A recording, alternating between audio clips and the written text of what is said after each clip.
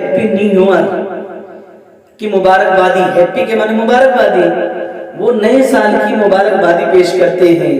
اور حال تو یہ ہے ہمارے مسلمانوں کا کہ ہیپی دیوالی بھی اور پتہ نہیں کیا کیا ہیپی لگاتے ہیں اور مبارکبادی پیش کرتے ہیں۔ یاد رکھیں یہ الحمدللہ نحمدہ ونستعینہ ونستغفرہ ونؤمن بہ ونتوکل علیہ ونعوذ باللہ من شرور انفسنا ومن سیئات اعمالنا من يهده الله فلا مضل له ومن يضلله فلا هادي له ونشهد أن لا إله إلا الله وحده لا شريك له ونشهد أن سيدنا وحبيبنا وسندنا ومولانا محمد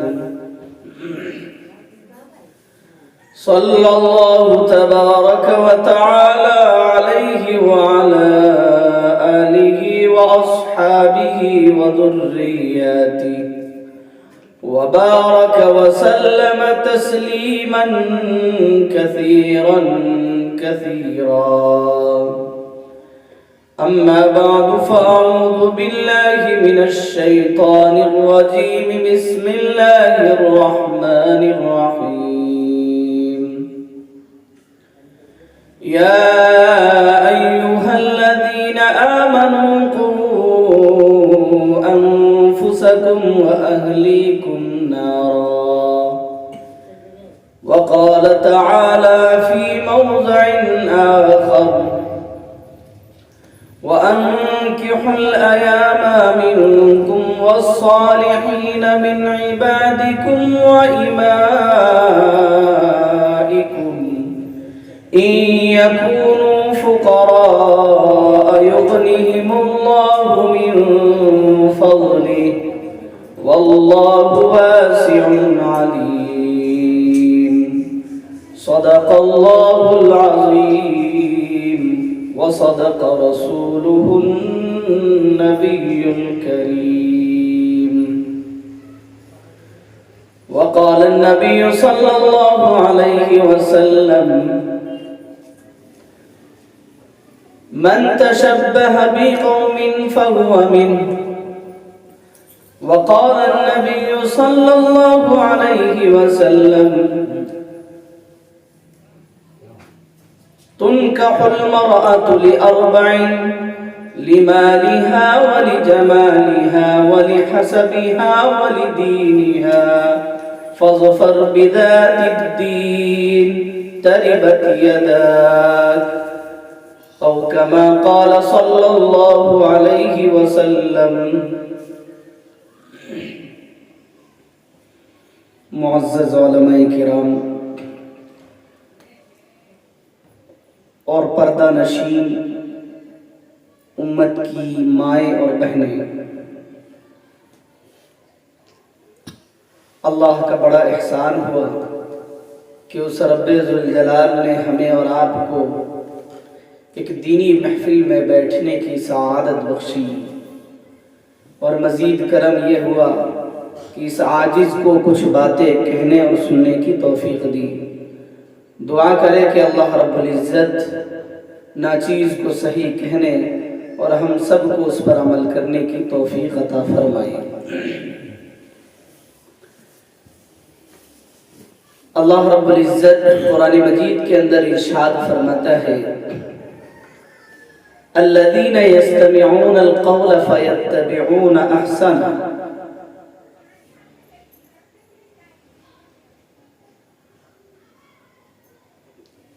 کہ کچھ لوگ وہ ہیں جو باتوں کو سنتے ہیں اور ان میں جو اچھی باتیں ہوتی ہیں، بھلی باتیں ہوتی ہیں، اسلام کے مطابق اللہ اور اللہ کے رسول کے جو احکامات ہوتے ہیں ان باتوں کو وہ سنتے ہیں اور پھر ان پر عمل کرتے ہیں۔ الذین یستمعون القول، باتوں کو سنتے ہیں، فَيَتَّبِعُونَ أَحْسَنَ، اور بھلی باتوں کی اتباع کرتے ہیں، عمل کرتے ہیں، أُولَئِكَ الَّذِينَ هَدَاهُمُ اللَّهُ وَأُولَئِكَ هُمُ الْأَلْبَابُ۔ اللہ رب العزت ارشاد فرماتے ہیں کہ جو لوگ بھلی باتوں کو سن کر پھر اس پر عمل کرتے ہیں تو اللہ رب العزت اسے ہدایت عطا فرما دیتے ہیں، اور وہی لوگ عقل والے ہیں، عقل مند ہے، دین کی پرکھ رکھنے والے ہیں، اچھی اور بری کی پرکھ رکھنے والے ہیں، اچھی باتیں، بھلی باتیں، بری باتیں، بدی باتیں، ان باتوں کو وہ اندازہ لگا لیتے ہیں اور پھر کن باتوں پر انہیں عمل کرنا ہے، یہ احساس، یہ جذبات، یہ پرکھ، یہ جانچ، یہ طریقہ ان کے اندر موجود ہے۔ چنانچہ وہی عقل مند ہے جو دین کی باتیں سنتے ہیں اور پھر اس پر عمل کرتے ہیں، اس کے بدلے میں اللہ رب العزت نے اسے ہدایت عطا فرما دیا۔ اور ہدایت کا مطلب یہ ہے کہ وہ زندگی اسلام کے مطابق گزارے گا، ایک فائدہ، اور دوسرا فائدہ یہ ہے کہ آخری وقت میں کلمہ نصیب ہوگا، اور تیسرا فائدہ یہ ہے کہ بغیر حساب و کتاب کے وہ جنت میں جائے گا۔ تو اس لیے ہم سب آج عہد کریں کہ انشاءاللہ جو باتیں کہی جائیں گی اسے سنیں گے بھی اور اس پر عمل بھی کریں گے۔ میں نے ابھی آپ کے درمیان قرآن مجید کی 2 آیتیں پڑھی اور 2 حدیث بھی پڑھی۔ ایک قرآن کریم کی آیت اور ایک حدیث کا تعلق حالات حاضرہ سے ہے، اور زندگی کس طرح گزارنے ہیں، دنیا میں کس طرح رہنا ہے اور دنیا سے ہر ایک کو جانا ہے، اس کے متعلق ہے۔ اور دوسری آیت اور دوسری حدیث وہ بھی زندگی سے متعلق ہے، لیکن وہ ایک خاص منہج اور طریقے کے ساتھ وہ تعلق رکھتی ہے، یعنی جیسے ہم اور آپ نکاح کہتے ہیں، شادی بیاہ کہتے ہیں۔ اللہ رب العزت نے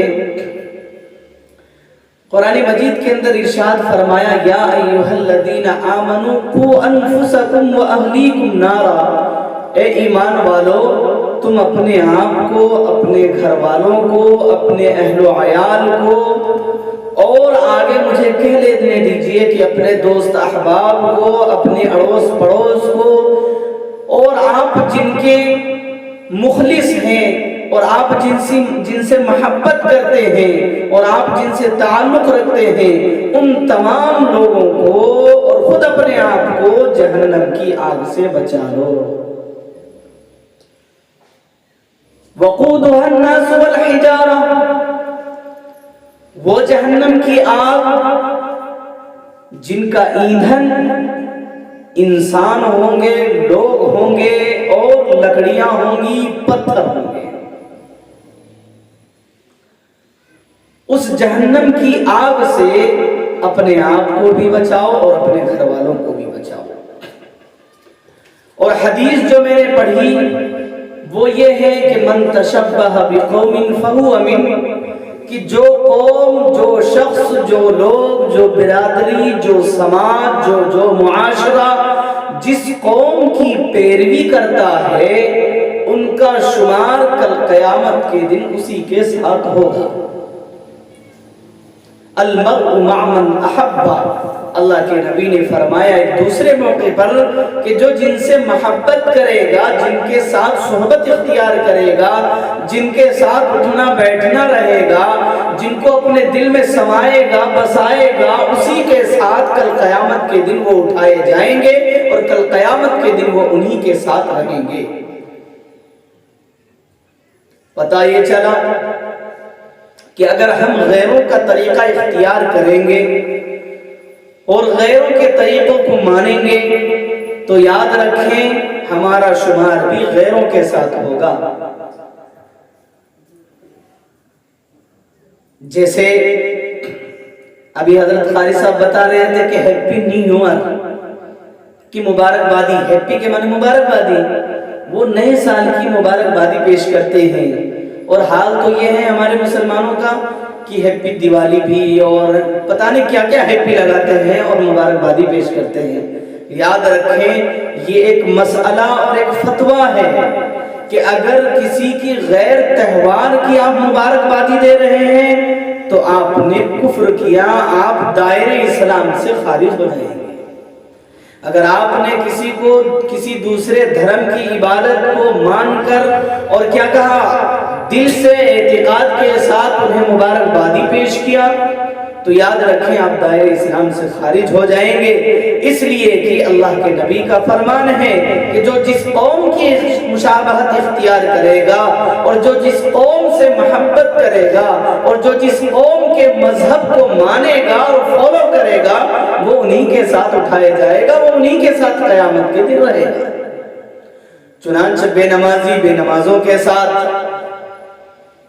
اور اگر مالداری میں فخر کرنے والے ہیں، گھمنڈ کرنے والے ہیں، تکبر کرنے والے ہیں، اپنے گھروں کی نمائش، مکان کی نمائش، مقام کی نمائش، دکان کی نمائش، اہل و عیال کی نمائش، اور دوسروں کو اگر کچھ دیتا بھی ہے تو احسان جتلاتا ہے اور اڑوس پڑوس کی کوئی خبر گیری بھی نہیں کرتا، تو یہ غیروں کا طریقہ ہے۔ اگر اس طریقے پر عمل کریں گے تو یاد رکھیں ہمارا اور آپ کا حشر بھی انہی کے ساتھ ہوگا۔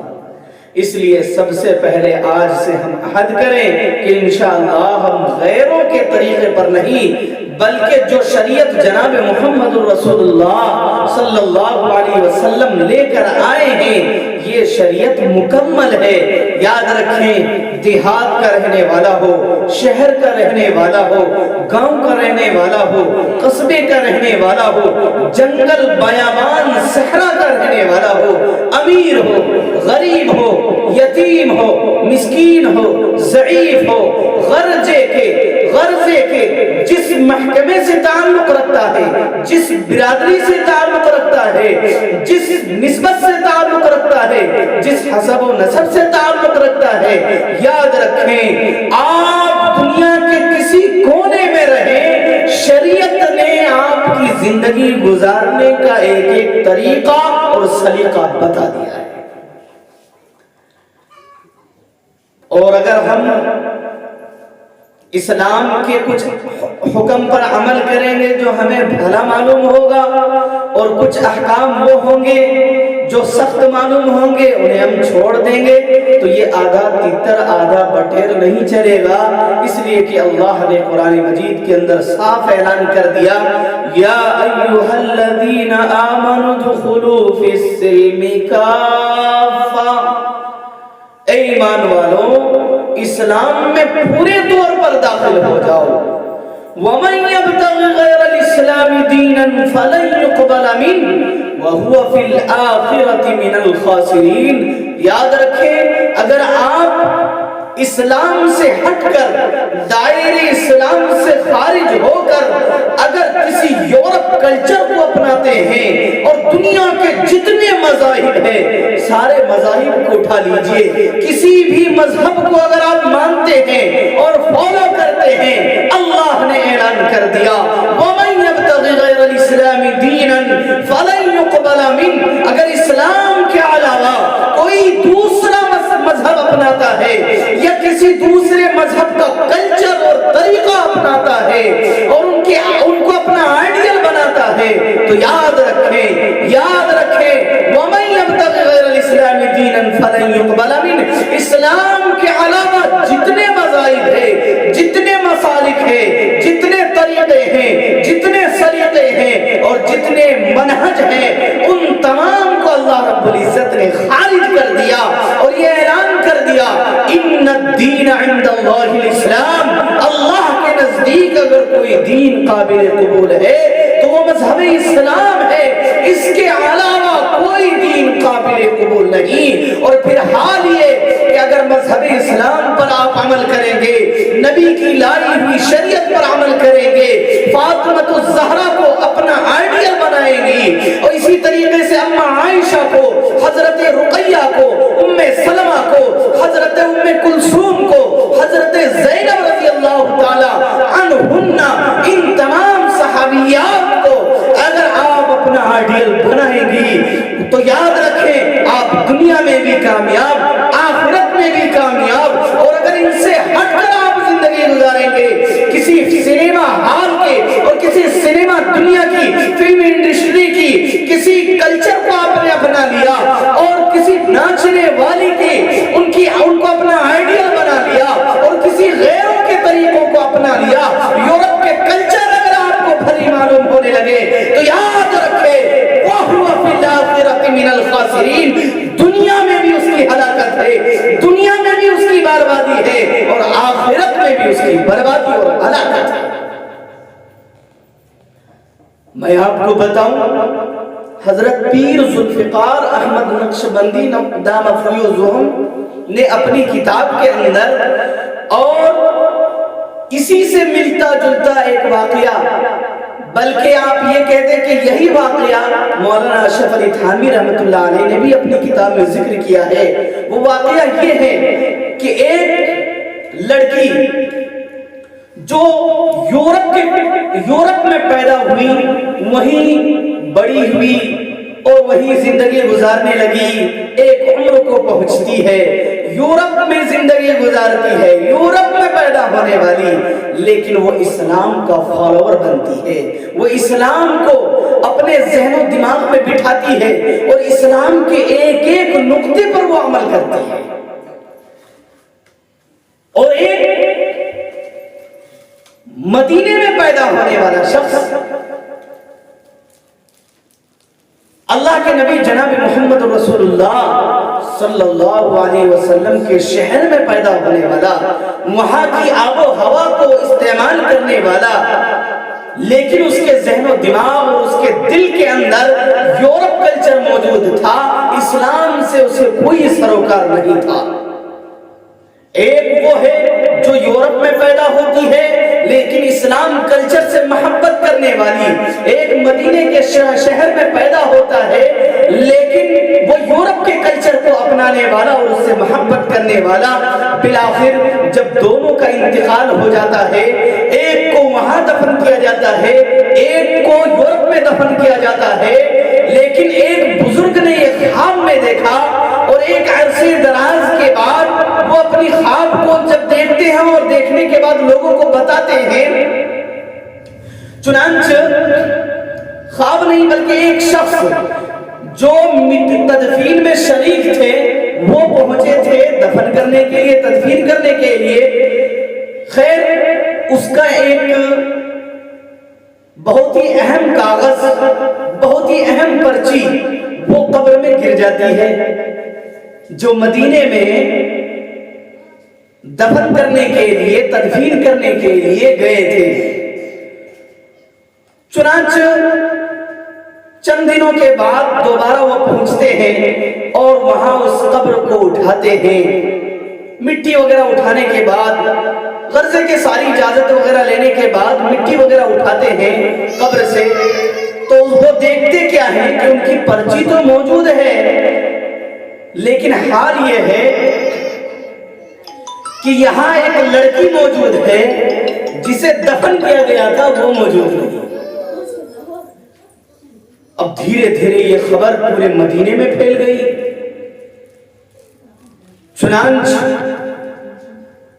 اس کی تصویر عام کی گئی، چاہے کسی بھی اعتبار سے ہو، اور جب بہت زیادہ غور و خوض اور تفتیش کی گئی تو پتہ یہ چلا کہ یہ جو لڑکی یہاں دفن ہے جنت البقیع کے اندر، یہ دراصل یورپ میں پیدا ہونے والی لڑکی ہے، لیکن اپنے دل میں، اپنے جسم و جثہ میں، ہر ایک میں اسلام بسا لی تھا۔ اس کے بعد اس عورت کو جہاں دفن کیا گیا تھا، اس لڑکی کو جو یورپ میں پیدا ہوئی تھی، اس کی قبر کو جب ہٹایا گیا، پتہ یہ چلا جو مدینے میں شخص انتقال ہوا تھا وہ وہاں دفن ہے۔ تو کبھی کبھار اللہ رب العزت دنیا ہی کے اندر بتا دیتے ہیں کہ یاد رکھو، اگر کسی دوسرے کے کلچر کو اپناؤ گے تو دنیا میں بھی تم ہلاکت و برباد ہوگی اور آخرت میں بھی آپ کے لیے ہلاکت و بربادی ہوگی۔ اس لیے میری مائیں اور بہنیں، خصوصاً میں آپ سے درخواست کرتا ہوں معاشرہ جو بگڑ رہا ہے اور ہمارے معاشرے میں جو دوسروں کا کلچر آ گیا ہے، خواہ وہ یورپ کا کلچر ہو، غیر مذہب کا کلچر ہو، کسی بھی اعتبار سے ہو، وہ جتنے کلچر ہیں وہ سب کے سب آیا ہے تو وہ صرف ہماری ماں اور بہنوں کی وجہ سے۔ چنانچہ آپ ان کی شادی بیاہ دیکھ لیجئے، بالکل سنت سے ہٹ چکی ہے۔ میں کیا بتاؤں، بہت ہی افسوس کے ساتھ کہتا ہوں قاری صاحب، میرے گھر میں بھی ابھی شادی ہوئی، ایسا رسم کو اپنایا الامان والحفیظ، جو غیر مسلم حضرات جو ہے اپنے گھر میں شادی کے موقع پر جو رسومات ادا کرتے ہیں بعینی ہی وہی رسومات، لاکھ منع کیا گیا لیکن نہیں، وہ سارے رسم ادا کیے میرے غائبانہ میں۔ جب میں چلا جاتا جب سارے رسم و رواج الامان والحفیظ، یعنی میں نے خود دیکھا باقاعدہ ویڈیو میں، بعد میں نے دیکھا اسٹیٹس وغیرہ جب رکھے بہن وغیرہ، چچا زاد بہن، گھر کے الحمدللہ سارے جو ہیں باتیں مانتے ہیں، لیکن چونکہ جو رشتہ دار ہیں وہ جلدی مانتے نہیں ہیں، اپنی ہی چلاتے ہیں۔ بالآخر جب میں نے دیکھا تو بہت افسوس ہوا، بالکل غیروں کا طریقہ، شادی اسلام کے مطابق ہے ہی نہیں۔ اور یہ صرف ہمارے گھر کا حال نہیں بلکہ جتنے مسلمان ہیں، اگر آپ جائزہ لیں تو آپ کو پتا چلے گا ہر گھر کی شادی بیاہ کا حال یہی ہے۔ اور اس میں سب سے بڑا دخل جو ہے وہ ہماری ماؤں اور بہنوں کا ہے۔ کیوں؟ ان سے اگر کہا جائے تو وہ کیا کہتی ہیں کہ زندگی میں پہلی مرتبہ شادی ہو رہی ہے اور آپ یہ کہتے ہیں کہ سنت کے مطابق ہو جائے۔ اللہ کی پناہ، اللہ کی پناہ۔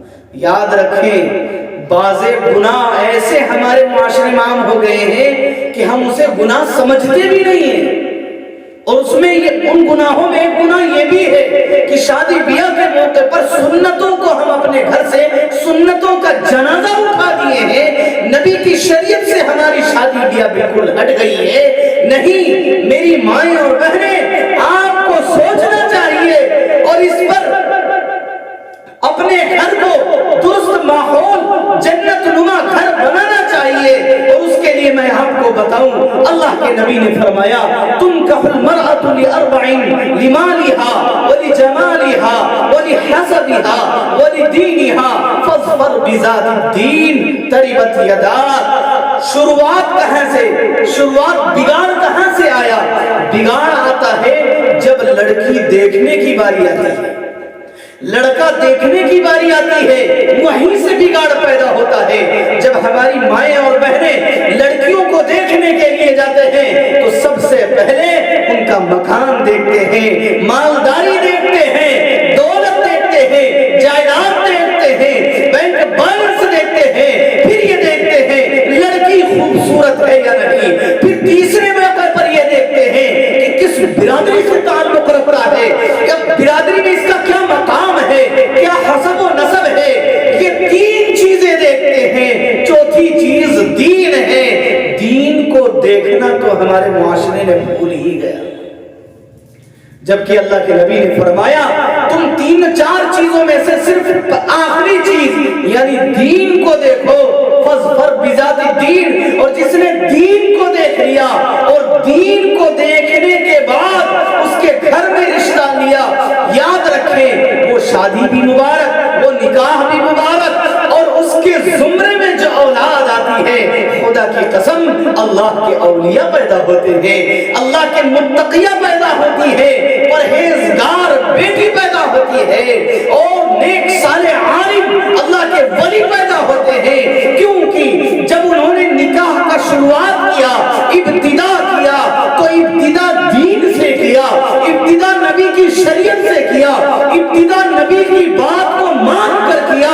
اور یاد رکھیں جو اپنی نکاح میں، اپنی شادی بیاہ میں غرض ہے کہ جس محکمے میں ہو، اگر نبی کی شریعت کو فالو کرتا ہے، نبی کے حکم کو فالو کرتا ہے، نبی کی سنت کو اپناتا ہے، تو یاد رکھیں وہ دنیا میں بھی کامیاب ہے اور آخرت میں بھی کامیاب ہے۔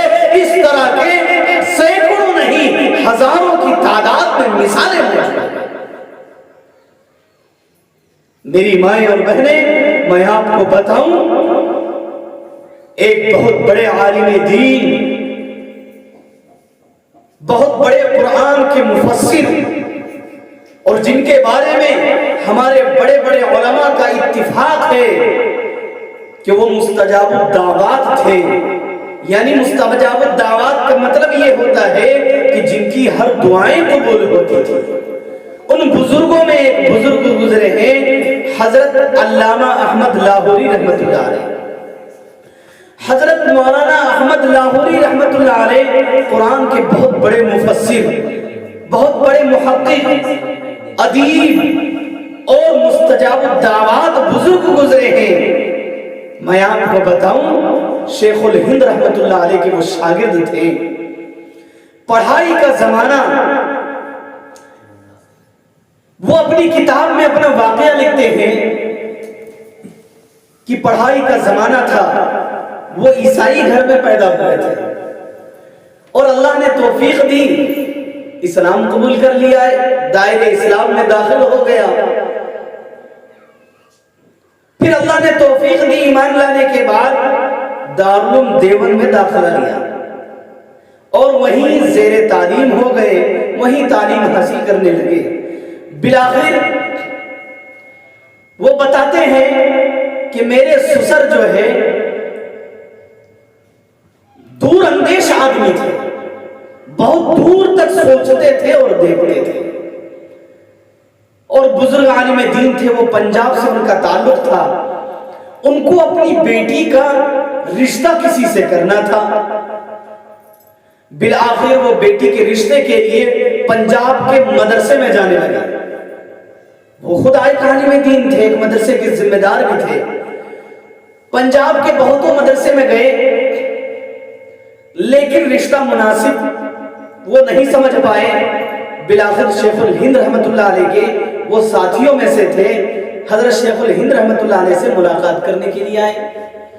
حضرت دور حدیث بخاری شریف کا درس دے رہے تھے تو اچانک ان کے سسر کی نگاہ، حضرت خود کہتے ہیں کہ میرے سسر کی نگاہ مجھ پہ پڑی. تو حضرت سے کہنے لگے کہ حضرت میں پنجاب سے چلا ہوں بیٹی کے رشتے کے لیے، ہر مدرسے میں پہنچا، اب دارالعلوم دیوبند میں پہنچ چکا ہوں. میں یہ چاہتا ہوں کہ میری بیٹی کا اچھا رشتہ مل جائے، اور یہ فلاں لڑکا جو فلاں جگہ پہ بیٹھا ہے، حضرت کہتے ہیں میری جانب اشارہ کر کے کہنے لگے کہ وہ لڑکا مجھے پسند ہے. تو حضرت شیخ الہند نے کہا کہ ہائے اللہ، اور میرے رفیق پسند بھی کیے تو ایسے بچے کو پسند کیے جس کی نہ ماں نہ باپ. تو سسر کہنے لگے کہ اچھا اس کی ماں بھی نہیں باپ بھی نہیں.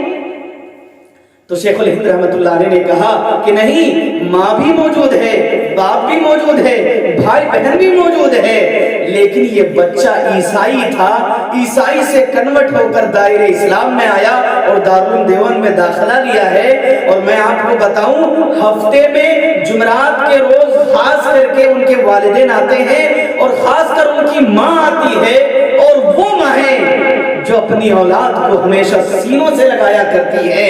اس کی ماں آتی ہے اور تمام بچوں کے سامنے اس بچے کو طعن و تشنیع کرتی ہے اور مارتی ہے اور اپنی نظروں سے دور کرتی ہے اور بھگاتی ہے کہ تو بہک گیا ہے، تو راہ فرار اختیار کر لیا ہے، تو نے ہمارے مذہب کو چھوڑ دیا ہے، تیرا کہیں ٹھکانہ نہیں ہوگا. وہ مائیں ہزار طرح کی بددعائیں دیتی. لیکن ان کے سسر کہنے لگے کہ نہیں، مجھے پسند وہی لڑکا ہے، اس لڑکے سے معلوم کر لیجئے، اگر وہ راضی ہے تو میں بھی راضی. چنانچہ مولانا احمد لاہوری رحمۃ اللہ علیہ کو بلایا جاتا ہے، ان سے پوچھا جاتا ہے کہ بیٹا تمہارا ایک رشتہ آیا ہے، کیا تمہیں قبول ہے؟ تو حضرت خود لکھتے ہیں کہ بھائی جن کا دنیا میں کوئی پرسان حال نہیں، اگر کوئی شخص اسے اپنی بیٹی دے دے تو اس سے بڑی نعمت اور بڑی سعادت کے بات اور کیا ہو سکتی ہے. چنانچہ فوراً انہوں نے رشتہ قبول کر لیا کہ حضرت مجھے تو رشتہ پسند ہے، لیکن میری زندگی کے بارے میں انہیں بتلا دیجئے. حضرت شیخ الہند کہتے ہیں کہ میں نے تمہارے سسر کو ساری باتیں بتا دی ہیں. اب حال یہ کہ آج رشتہ طے ہو رہا ہے اور سسر نے یہ کہا کہ کل ہی نکاح ہوگا ظہر کے بعد۔ اب دھیرے دھیرے یہ بات پورے دارالعلوم دیوبند میں پھیل گئی کہ احمد نام کا ایک طالب علم ہے جو دور حدیث میں ہے، ان کا نکاح ہونے والا ہے کل ظہر کے بعد۔ اور یہ خبر ہوا کی طرح پورے دارالعلوم دیوبند میں پھیل گئی۔ بالآخر سب نے آ کر کے انہیں مبارکبادی دینے لگے۔ حضرت احمد لاہوری رحمۃ اللہ علیہ خود کہتے ہیں کہ لیکن میرے پاس ایک ہی جوڑا کپڑا تھا اور وہ کپڑا گندا ہو چکا تھا، وہ کپڑا گندا ہو چکا تھا، تو میرے ساتھیوں نے مجھ سے کہا کہ بطور قرض میرا کپڑا لے لو۔ تو احمد لاہوری کیا کہتے ہیں؟ وہ کہتے ہیں کہ احمد نے زندگی میں کبھی کسی سے ادھاری نہیں لی ہے، کبھی کسی سے قرض نہیں لیا ہے۔ آج جب نکاح کی بات آ رہی ہے میں آج بھی کسی سے قرض نہیں لوں گا۔ بالآخر ساتھیوں نے یہ کہا کہ چلو قرض نہیں لیتے، کم از کم اتنا تو کر لو کہ کپڑے کو دھو لو۔ ٹھنڈ کا موسم اور یوپی کے اندر اور خصوصاً دیوبند علاقے میں بہت ہی زیادہ ٹھنڈ پڑتی ہے۔ 15-20 روز تک سورج کی کرنیں نظر نہیں آتی اور دھوپ ہی نظر نہیں آتی۔ بالآخر ساتھیوں کے کہنے کے مطابق انہوں نے صبح سویرے کپڑے کو دھو دیا اور اللہ کو مرضی کچھ اور تھا، کپڑے دھو دیے لیکن دھوپ نہیں اس روز اور کپڑا سوکھنے کا نام نہیں لے رہا۔ اب ادھر ظہر کا وقت ہو گیا، ظہر کی نماز ہو گئی، نماز کے بعد سارے بیٹھ گئے۔ مولانا احمد لاہوری رحمۃ اللہ علیہ وہ ایک دیوار کے پیچھے مسجد کے پیچھے اپنے کپڑے یوں جھاڑ رہے ہیں اور سکھا رہے ہیں۔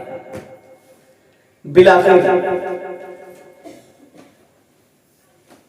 چند ساتھی گئے اور ان کو بلائے کہ احمد چلو کسی طریقے سے جلدی پہنچو، وقت قریب آ گیا ہے۔ علامہ احمد لاہوری رحمۃ اللہ علیہ وہی بھیگے کپڑے گیلے کپڑے پہن لیتے ہیں اور پہن کر جا کر مسجد میں بیٹھ جاتے ہیں۔ میری مائیں اور بہنیں ذرا ماجرا تو دیکھیں، کون ہے وہ سسر؟ کیا سسر ہے؟ وہ جانتے ہیں کہ میں داماد ایسے شخص کو بنا رہا ہوں جس کے جسم میں ایک جوڑا کپڑے کے علاوہ کوئی کپڑا نہیں، نہ مکان ہے، نہ کھانے کو پیسے ہے، نہ لباس ہے، کچھ بھی نہیں۔ سسر جانتا ہے اور سسر مالدار آدمی، ایک مدرسے کے ذمہ دار حضرت شیخ الہند رحمۃ اللہ علیہ کے ساتھی اور رفیق محترم، لیکن اس کے باوجود اپنی بیٹی کے لیے کیسا لڑکا تلاش کر رہے ہیں، کیونکہ ان کے سسر نے دیکھ رکھا تھا کہ اس لڑکے میں دین کوٹ کوٹ کر کے بھرا پڑا ہے۔ بالآخر وہ یوں ہی بیٹھ گئے گیلے کپڑے میں۔ حضرت احمد لاہوری رحمۃ اللہ علیہ کہتے ہیں کہ میرے سسر مجھے دیکھنے لگے اور ان کی آنکھ سے آنسو جاری ہو گیا اور کہنے لگے میرے سسر کہ بیٹے اگر تمہارے پاس کپڑا نہیں تھا تو کم از کم مجھے بتا تو دیتے، میں تو تمہارا اب حقیقی نہ صحیح لیکن رشتہ داری کے اعتبار سے تمہارا باپ بننے والا ہوں، بیٹا میں تمہارا سسر ہوں، میرے سامنے تو کچھ زبان کھول سکتے تھے۔ احمد لاہوری کہتے ہیں کہ سسر سنیے، یہ احمد نہ کل زبان کسی کے سامنے کھولا تھا نہ آئندہ کسی کے سامنے زبان کھولے گا۔ یہ زبان کھلتی ہے اور یہ ہاتھ اٹھتا ہے تو صرف اللہ کے دربار میں اٹھتا ہے اور اللہ کے سامنے یہ زبان کھلتی ہے، اس لیے کہ میرے نبی کا فرمان ہے اذا سألت فاسأل اللہ، جب مانگو تو اللہ سے مانگو، وَإِذَا اسْتَعَنْتَ فَاسْتَعِنْ بِاللَّهِ، مدد بھی مانگنی ہو، دنیا کی کوئی بھی نعمت مانگنی ہو تو یاد رکھو مانگو تو اللہ سے مانگو، اللہ کے علاوہ کسی کا محتاج نہ بنو۔ میرے عزیزوں، بالآخر اسی بھیگے کپڑے میں علامہ احمد لاہوری رحمۃ اللہ علیہ کا نکاح ہو جاتا ہے اور دور حدیث سے جب یہ فارغ ہو جاتے ہیں آخری سال میں تو اس لڑکی کی رخصتی ہوتی ہے. آگے اور دل تھام کر سنیے میری مائیں اور بہنیں، گھر جنت نما کب ہوتا ہے ذرا دیکھیے تو صحیح اور سنیے تو صحیح. اپنے اسلاف کی تاریخ سنیے. مولانا احمد لاہوری رحمت اللہ علیہ مدرسے سے فارغ ہوتے ہیں، اس کے بعد رخصتی ہوتی ہے. رخصتی کے بعد علامہ احمد لاہوری رحمت اللہ علیہ نے خود لکھا ہے کہ میرے پاس رہنے کو مکان نہیں، ایک جھوپڑی، اسی جھوپڑی پر میں اپنی بیوی کو لا کر رکھتا ہوں.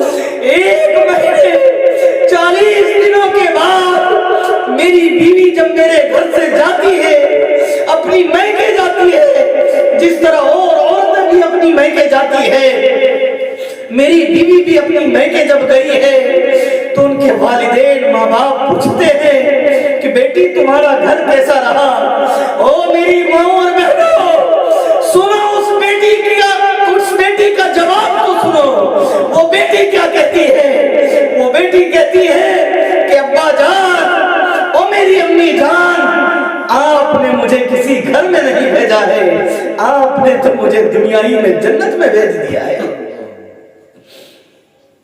میری مائیں اور بہنیں، کیا صابرہ تھی، کیا متقیہ اور پرہیزگار بیوی تھی مولانا احمد لاہوری رحمت اللہ علیہ کی. کیا اسلاف تھے ہمارے، کیا زندگی گزارتے تھے ہمارے اسلاف، خواہ وہ مرد ہو یا عورتیں. چنانچہ میں آپ کو بتاؤں، جب انہوں نے صبر کیا، ایک جھوپڑی میں جب زندگی گزاری، اور ایک عرصے دراز کے بعد علامہ احمد لاہوری رحمت اللہ علیہ کے بارے میں آپ کو بتاؤں، ایک عرصے دراز کے بعد ان کی زندگی اتنی خوشگوار ہو گئی کہ ملک پاکستان سے نہیں بلکہ بیرون ممالک، اور بیرون ممالک میں وہ شہر جو شہر طائف سے مشہور ہے، جس شہر کو حضور صلی اللہ علیہ وسلم کی نسبت حاصل ہے، جس شہر میں حضور صلی اللہ علیہ وسلم نے ایک زندگی گزاری ہے، اس طائف شہر سے ان کے لیے پھل آیا کرتا تھا. اللہ نے یہ مقام بھی عطا کیا کہ ناشتے کے لیے پھل سعودی عرب، مدینے سے، طائف سے اور مکے سے ان کے لیے پھل آیا کرتا تھا.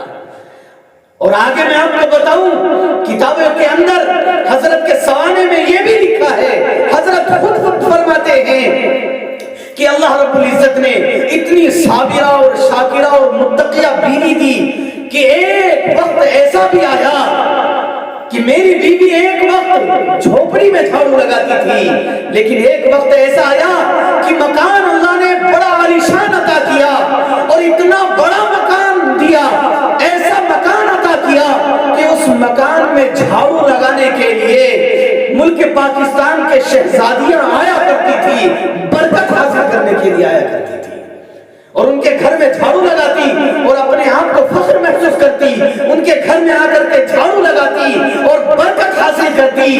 میری مائیں اور بہنیں، حاصل یہ ہے، خلاصہ کلام اور مختصراً بتانے کا مقصد یہ ہے کہ جب ہم صحیح معنی میں اللہ والے بن جائے، دین کے فالوور بن جائے، اسلام کو اپنے سینوں سے لگا لے، صحیح معنی میں اگر ہم شریعت پر عمل کرنے والے بن جائے، اگر صحیح معنی میں ہم اسلام کے ایک ایک حکم پر عمل کرنے والے بن جائے، اگر صحیح معنی میں ہم اپنے گھروں کو جنت نما گھر بنا دے، تو وہ دن دور نہیں، وہ دن دور نہیں کہ آپ کے گھر میں بھی برکت حاصل کرنے کے لیے دوسرے محلے والے کی عورتیں آپ کے گھر میں جھاڑو لگانے کے لیے آئیں گے.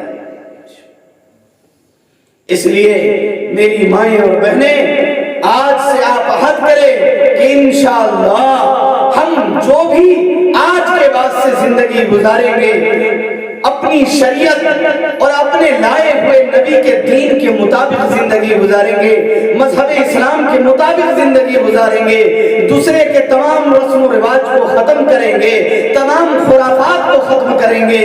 اللہ ہمیں کہنے آپ کو سننے سے زیادہ عمل کرنے کی توفیق عطا فرمائے. وما علینا الا البلاغ.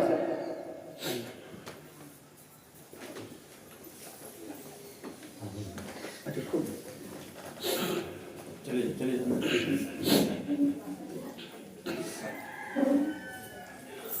جتنی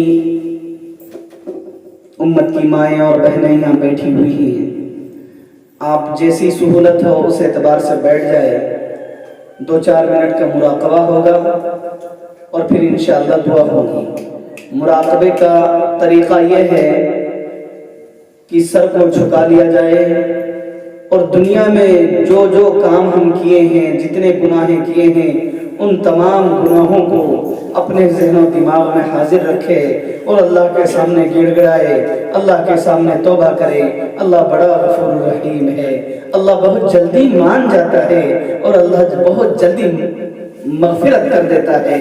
اس لیے میری مائیں اور بہنیں اس کیفیت کے ساتھ بیٹھیں، سر کو جھکا لیں اور دل میں یہ کیفیت طاری کریں کہ اللہ کی رحمت برس رہی ہے، میرے دل میں سما رہی ہے اور میرا دل یہ کہہ رہا ہے اللہ اللہ اللہ۔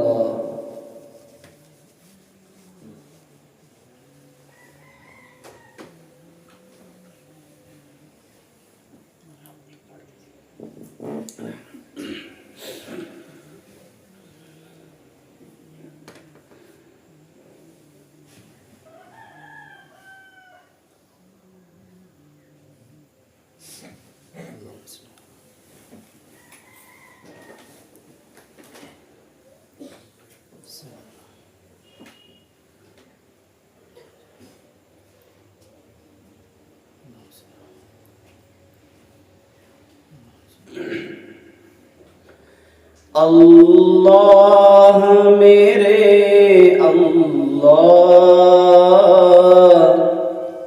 اللہ میرے اللہ،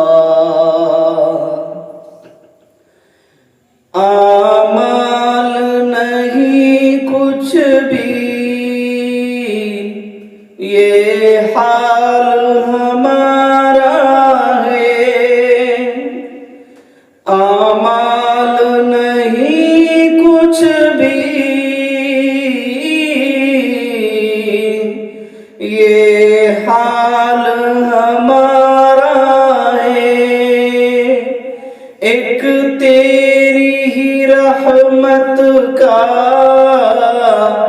اللہ سہارا ہے، اللہ میرے اللہ، اللہ میرے اللہ، دن رات گناہوں میں کٹتے ہیں میرے مولا، دن رات گناہوں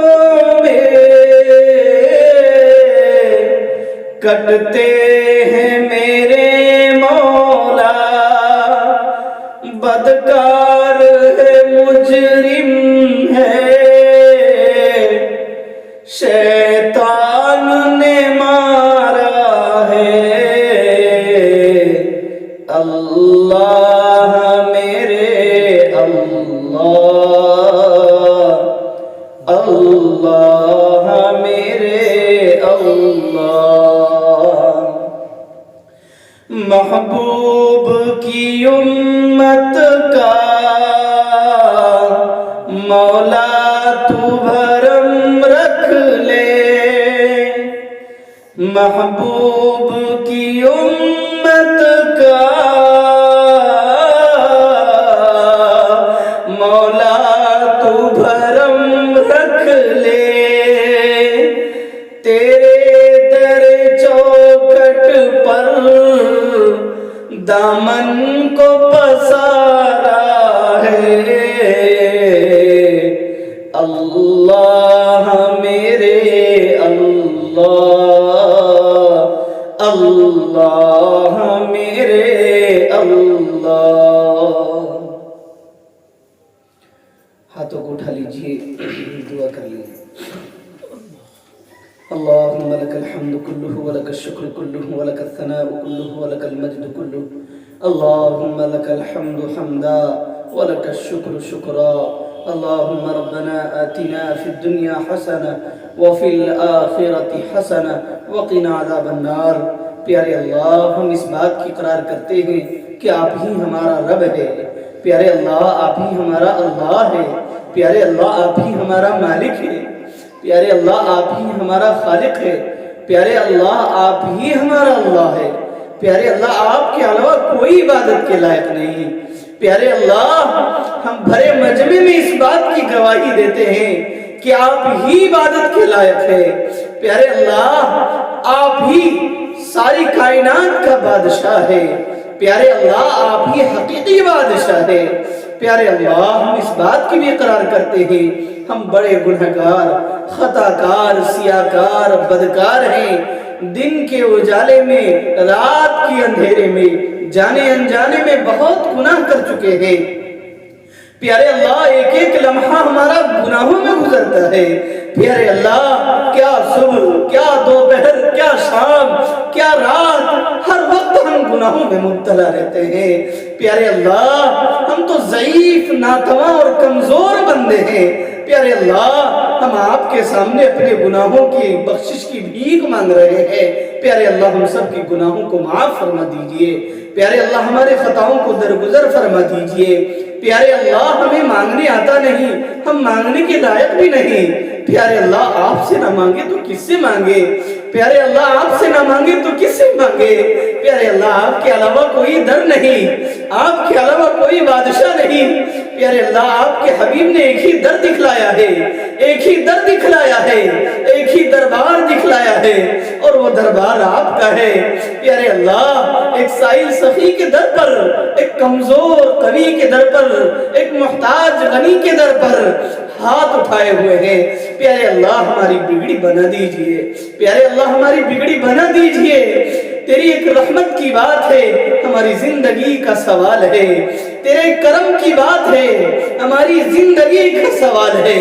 پیارے اللہ، ایک رحمت پوری دنیا کے لیے کافی ہے۔ پیارے اللہ، آپ کی رحمت میں خزانے کی کمی نہیں۔ پیارے اللہ، بے شمار خزانے ہیں رحمتوں کی۔ پیارے اللہ، اگر ایک رحمت دنیا میں ڈال دے، پیارے اللہ، پوری دنیا کے لیے کافی ہو جائے۔ پیارے اللہ، آپ کی بے پناہ رحمتیں ہیں، بے پناہ برکتیں ہیں۔ پیارے اللہ، لیکن ہم کریں تو کیا کریں؟ ہمیں شیطان بہکا دیتا ہے۔ پیارے اللہ، ہم بڑے کمزور ہیں۔ آج توبہ کرتے ہیں، چند منٹ کے بعد پھر گناہ ہو جاتا ہے۔ پیارے اللہ، سچی توبہ کی توفیق عطا فرما دیجئے۔ پیارے اللہ، اور موت سے پہلے موت کی تیاری کرنے کی توفیق عطا فرما دیجئے۔ پیارے اللہ، آپ کی رضا نصیب فرما دیجئے۔ پیارے اللہ، آپ راضی ہو جائیے۔ پیارے اللہ، آپ خوش ہو جائیے۔ پیارے اللہ، آج ہم محض آپ کو راضی کرنے کے لیے بیٹھے ہیں۔ پیارے اللہ، آج ہماری مائیں بھی ہیں، بہنیں بھی ہیں، امت کی مائیں ہیں، اپنی آنچل کو اٹھا کر آج آپ سے صدا مانگ رہی ہے۔ پیارے اللہ، بھیک مانگنے کے لیے کھڑی ہوئی ہے۔ پیارے اللہ، چھوٹی چھوٹی معصوم بچیاں بھی ہیں۔ پیارے اللہ، نیک صالح مائیں بھی ہیں، نیک صالحہ مائیں بھی ہیں، نیک صالحہ بہنیں بھی ہیں۔ پیارے اللہ، آپ کو ان ماؤں کی آنچل کا واسطہ، ان بہنوں کی آنچل کا واسطہ۔ پیارے اللہ، آج سب آپ کے دربار میں حاضر ہو کر آپ سے معافی تلافی کرنا چاہتے ہیں۔ پیارے اللہ، سب کو معاف کر دیجئے۔ پیارے اللہ، سب کو معاف کر دیجئے۔ پیارے اللہ، یہ عاجز آیا، چند وقت ان کے ساتھ گزارا۔ پیارے اللہ، یقیناً ہم نے ان کے وقت کو ضائع کیا۔ پیارے اللہ، ہم اس لائق نہیں ہے کہ ان کے وقت کو کارگر بنا دے، لیکن پیارے اللہ، ضائع وقت کو بھی آپ کارگر بنانے والے ہیں۔ پیارے اللہ، اس عاجز کی بات کو ہم سب کے دلوں میں ڈال دیجئے اور عمل کرنے کی توفیق عطا فرما دیجئے۔ پیارے اللہ، ایک ایک ماؤں کو سنت کی راہ پر چلنے کی توفیق عطا فرما دیجئے۔ پیارے اللہ، اپنے گھر کی صحیح حاکمہ بنا دیجئے۔ ہر ماؤں کو یہ طاقت عطا فرما دیجئے کہ وہ یہاں سے اٹھ کر جائے تو یہ میسج لے کر جائے اور یہ حد کر کے جائے۔ پیارے اللہ، اور ان کی جسم و جسہ میں، ان کی بات میں، ان کے قول میں یہ طاقت عطا فرما دیجئے کہ وہ آج جب اپنے گھر جائے تو آج سے اپنے گھر کو جنت نما گھر بنا دے۔ پیارے اللہ، آپ کی رحمت میں خزانوں کی کمی نہیں، جو چاہے کر سکتا ہے، آپ کن کہہ دے تو ہو جائے۔ پیارے اللہ آپ تو لفظ ان کے بھی محتاج نہیں ہے۔ پیارے اللہ ان ماؤں اور بہنوں سے کام لے لیجئے، ہم عاجزوں سے کام لے لیجئے۔ پیارے اللہ ہمیں مانگنا آتا نہیں، ہم مانگنے کے لائق بھی نہیں۔ پیارے اللہ جو مانگا گیا وہ بھی عطا فرما دیجئے، جو مانگنے سے رہ گیا اپنی شایان شان کے مطابق عطا فرما دیجئے۔ پیارے اللہ اخیر میں ایک واسطہ دوں کہ دنیا کی ماؤں سے زیادہ محبت کرنے والا اللہ آپ ہے۔ پیارے اللہ ہم نے دنیا کی ماؤں کو دیکھا ہے کہ جب بچے سے ناراض ہوتی ہے، بچے کو بھگاتی ہے، لیکن چند منٹ کے بعد بچہ آتا ہے، ماں پھر بھگاتی ہے، بچہ پھر آتا ہے، بالآخر ماں اسے سینے سے لگا لیتی ہے، کیونکہ ماں بھی جانتی ہے کہ میں اسے سینے سے لگائے بغیر نہیں رہ سکتی، اور بچہ بھی جانتا ہے کہ مجھ سے محبت کرنے والی یہی تو ایک ماں ہے۔ پیارے اللہ ہمیں دنیا نے دھوکہ دیا، دنیا والوں نے دھوکہ دیا۔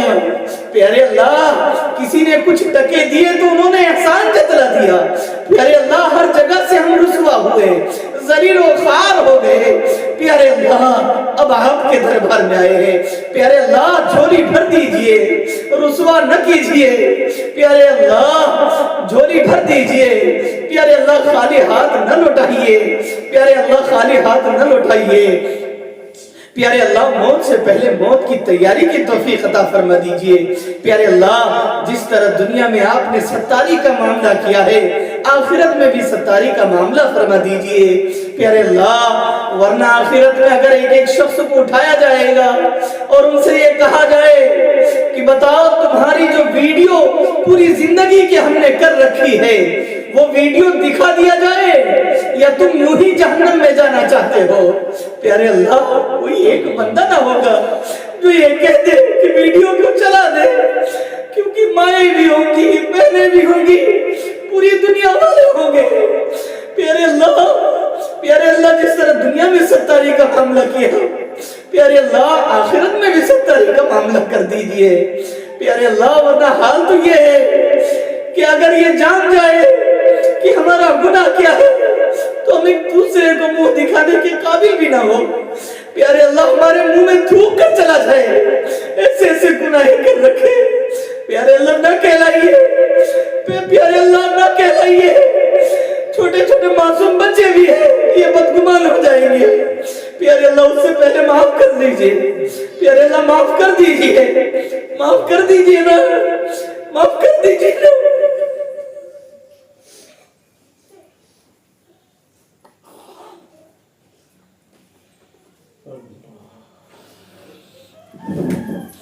پیارے اللہ جو مانگا گیا وہ بھی عطا فرما دیجئے، جو مانگنے سے رہ گیا اپنی شایان شان کے مطابق عطا فرما دیجئے۔ سبحان ربک رب العزت عما یصفون وسلام علی المرسلین۔ اگر ویڈیو اچھی لگی تو لائک کریں اور تمام دوستوں کو شیئر کریں۔